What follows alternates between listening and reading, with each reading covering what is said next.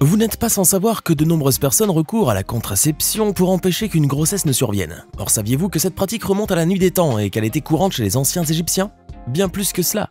Ces derniers avaient leurs propres astuces pour empêcher une femme de tomber enceinte. Sur des papyrus égyptiens, on pouvait ainsi trouver différentes méthodes qui consistaient par exemple à placer dans l'organe génital de la femme la moitié d'un citron pressé. Même les tampons contenant des graines de grenade broyées et moulées à l'aide de la cire étaient considérés comme une pratique efficace. Mais ce n'est pas tout. Les femmes avaient aussi tendance à utiliser du miel et des feuilles d'acacia dans leurs parties intimes car cela était censé tuer les spermatozoïdes grâce à l'acide lactique qui en résultait. On conseillait également aux femmes d'appliquer de la bouse de crocodile en poudre mélangée à divers fluides corporels car cela leur évitait soi-disant de tomber enceinte durant 3 ans. Et puis, le saviez-vous? L'utilisation de préservatifs était monnaie courante chez les anciens Égyptiens, comme le montrent leurs dessins. Pas mal. On peut dire que ces personnes-là avaient des pratiques vraiment étonnantes, et pas uniquement dans le domaine de la médecine et de la contraception, comme vous allez le voir dans la vidéo d'aujourd'hui. Voici donc les pratiques bizarres des anciens Égyptiens. On commence. Nous savons que les anciens Égyptiens étaient doués pour la médecine, la preuve étant la grande collection de papyrus médicaux qu'ils ont laissés derrière eux. Savez-vous toutefois que ces personnes possédaient un bon remède contre la gueule de bois? En tout cas, c'est ce qui est inscrit sur un vieux papyrus qui laisse entendre qu'une certaine plante est efficace contre cet état inconfortable avec lequel beaucoup se réveillent le matin après avoir consommé des boissons alcoolisées. Cette plante, c'est le Chamaedaphne d'Alexandrie, appelé aussi laurier d'Alexandrie. Selon le papyrus, créer une guirlande avec les feuilles de cette plante et la porter autour du cou pourrait aider à soulager la gueule de bois chez ceux qui ont bu. Un remède miracle? Qui sait? Il se pourrait qu'il soit peut-être efficace après tout. Lorsque l'on parle des animaux qui ont été adoptés par les anciens Égyptiens, on pense souvent aux félins et notamment les chats. Ces animaux de compagnie occupaient en effet une place spéciale au sein de cette civilisation qui les considérait comme des créatures magiques pouvant porter chance à tous ceux qui les hébergeaient. D'ailleurs, la présence de ces félins dans l'art montre l'obsession que les anciens Égyptiens avaient pour les chats.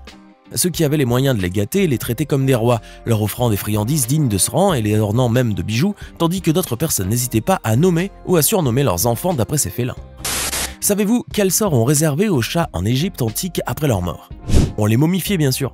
En revanche, certains étaient simplement enterrés. D'ailleurs, au cas où vous ne le sauriez pas, les anciens Égyptiens sont connus pour avoir créé le premier cimetière pour animaux de compagnie au monde, puisqu'il remonte à environ 2000 ans.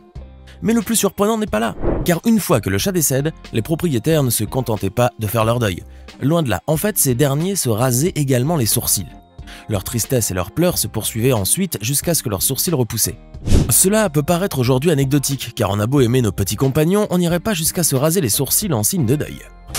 En Égypte antique, hommes et femmes étaient souvent parés de bijoux et d'accessoires, et il semble même qu'ils avaient l'habitude de porter des chapeaux en forme de cône pointu sur leur tête. D'ailleurs, cet accessoire est souvent représenté dans l'art de l'Égypte antique. Toutefois, certains scientifiques ont continué malgré tout à se demander si ces objets ont vraiment existé. Et non à tort, il n'y avait encore aucune preuve physique de leur existence. Ce n'est en fait qu'en 2019 que les chercheurs sont enfin parvenus à résoudre ce mystère puisqu'ils ont découvert la momie d'une femme adulte morte il y a plus de 3000 ans et enterrée dans un cimetière à Armana, une ancienne ville égyptienne avec un objet en cire en forme de cône sur la tête. Le cône a également été trouvé dans une autre tombe sans que l'on ne sache si la personne qui était enterrée là était un homme ou bien une femme. Cette découverte a toutefois donné lieu à pas mal de questions sur l'éventuelle utilisation de ces cônes. En effet, on croyait au début que ces cônes étaient des blocs de graisse solides et parfumés qui agissaient comme le gel sur les cheveux des personnes qui les portaient. Or, la découverte de ces cônes, dans les deux sépultures, a laissé croire qu'il s'agissait probablement d'une coquille de cire d'abeille creuse. Autre fait curieux, ces cônes pointus étaient réservés à l'élite, du moins c'est ce qu'on a toujours cru.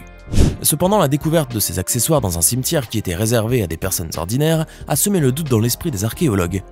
On peut comprendre alors que ces chapeaux en forme de cône pointu n'ont peut-être pas été portés seulement par l'élite égyptienne, mais aussi par le reste de la population. À quoi leur servait-il alors?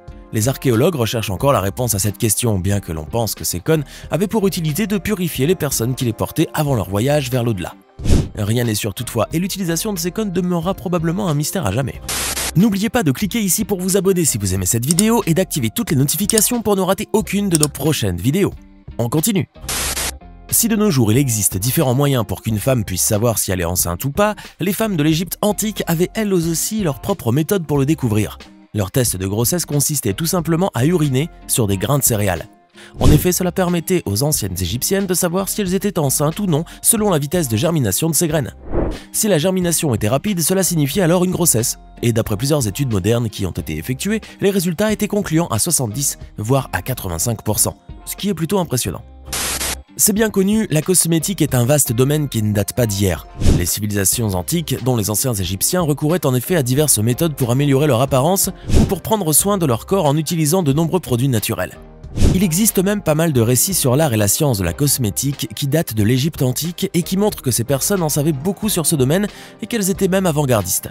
Il n'y a qu'à penser à la reine Cléopâtre, synonyme de la beauté égyptienne, pour comprendre cela. Outre les bains de lait pour lesquels ils étaient connus, les anciens Égyptiens avaient l'habitude de préparer et d'appliquer des produits comme les crèmes à base de graisse animale ou d'huile végétale, le henné et les parfums. Pour se maquiller, ils utilisaient du colle, fabriqué à partir de galène, une espèce minérale composée de sulfure de plomb, et brûlaient des amandes pour colorer leurs sourcils. Les femmes utilisaient également un pigment ocre rouge en guise de blush et de rouge à lèvres, entre autres produits naturels. Vous vous demandez bien sûr s'ils avaient aussi l'habitude de s'épiler. Mais bien sûr que oui, sauf que les anciens Égyptiens n'utilisaient pas de cire ou de crème dépilatoire pour se débarrasser de leurs poils, et encore moins un rasoir. L'épilation en Égypte se faisait à l'aide d'un mélange de sucre de citron et d'eau. Ce mélange devenait une pâte qui était ensuite appliquée sur la peau et hop, les poils étaient arrachés. Pour embellir encore plus leur peau, les anciens Égyptiens utilisaient des masques hydratants à base d'œufs ou de miel et de lait, de la gelée royale, de l'eau de rose ou encore des huiles qu'ils appliquaient à leurs cheveux aussi. Eh ben, avec tous ces produits et ces secrets de beauté que l'on utilisait en Égypte antique, on pourrait en faire une véritable encyclopédie de la cosmétique. On ne peut parler des anciens Égyptiens sans parler d'une pratique qui la caractérise et les distingue de bien d'autres civilisations, la momification. Les anciens Égyptiens ont en effet acquis leur réputation dans la conservation des corps, et les techniques avec lesquelles ils embaumaient leurs morts prouvent toute leur habileté dans ce domaine. D'ailleurs, des personnes qui ont été momifiées il y a 4000 ans garderaient encore leur peau et leurs cheveux ainsi que certaines marques comme des tatouages ou des cicatrices. La momification n'était pourtant pas une chose simple à faire. Elle se faisait selon un processus qui durait environ 70 jours. Quand le corps d'un mort était emmené par ses proches chez les embaumeurs, on commençait d'abord par prélever tous ses organes internes, y compris le cerveau, à l'exception du cœur qui devait soi-disant accompagner le mort dans l'au-delà. Le corps était ensuite recouvert de natron, un minéral composé de carbonate de sodium, de bicarbonate de sodium et de bien d'autres éléments, et qui se trouve naturellement en Égypte. Après cette étape, les embaumeurs laissaient le corps sécher pendant une période de 40 jours, puis ils l'embaumaient avec des huiles parfumées, des plantes, des résines végétales, des épices, avant d'appliquer une résine qui servait à coller les bandes de lin sur leur corps. Et c'est à peu près tout. Toutefois, il faut savoir aussi que la momification pouvait différer d'un corps à un autre et être plus ou moins coûteuse, puisque cette pratique était particulièrement réservée aux personnes issues d'un statut élevé. Les pauvres étaient simplement lavés et placés directement dans le sable du désert. Et oui, tout le monde ne pouvait pas se permettre une momification en bonne et due forme. Le saviez-vous? Les anciens Égyptiens auraient peut-être eu des addictions eux aussi. C'est ce qui ressort de la découverte qu'a faite une toxicologue allemande du nom de Svetlana Balabanova en 1992. Cette dernière a en effet découvert des traces de produits illicites comme des stimulants en poudre ou encore le cannabis et la nicotine sur les cheveux de Enoutaoui ainsi que sur d'autres momies. Mais alors, comment ces plantes originaires des Amériques sont-elles arrivées en Égypte?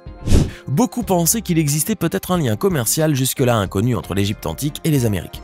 Seulement voilà, certains sont plutôt dubitatifs à ce sujet. D'autant plus qu'ils ont découvert que la nicotine ne se trouve pas seulement dans le tabac, mais également dans d'autres plantes, dont 2 d'entre elles étaient d'ailleurs utilisées par les anciens Égyptiens. En ce qui concerne les stimulants en poudre, c'est plus difficile à expliquer, mais certains ont lié la présence de ces substances sur ces momies à quelques contaminations survenues après leur découverte. Était-ce vraiment le cas? Pour l'heure, rien n'est encore sûr, néanmoins on imagine qu'on ne devrait pas tarder à le savoir. L'un des personnages les plus emblématiques et les plus mystérieux de l'Égypte antique est sans nul doute Toutankhamon, le jeune roi mort à 19 ans seulement. Mais ce que vous ne savez pas sur ce roi, c'est qu'il a été enterré avec plus de 80 chaussures de différentes tailles. Certes, lorsqu'elles ont été découvertes, certaines ne ressemblaient plus à rien, mais d'autres en meilleur état ont été étudiées de près. D'ailleurs, l'empreinte de Toutankhamon a pu être observée sur la semelle de nombreuses sandales. Ce dernier avait l'habitude aussi de porter différents modèles de chaussures uniques, certaines comportant des sangles horizontales juste en dessous des orteils, tandis que d'autres avaient des panneaux semi-circulaires sur les côtés. Un peu de fantaisie, ça ne faisait pas de mal, et puis, il ne faut pas l'oublier, Toutankhamon était encore jeune à l'époque.